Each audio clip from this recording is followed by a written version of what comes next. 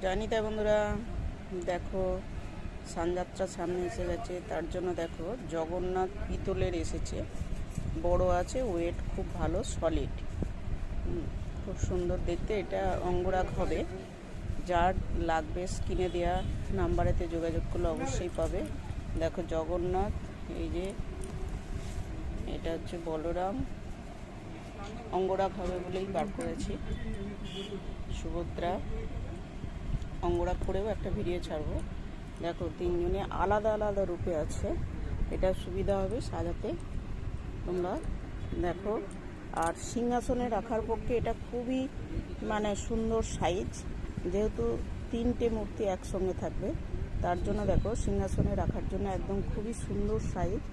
আর অঙ্গরাগ করলে খুব সুন্দর লাগবে বন্ধুরা।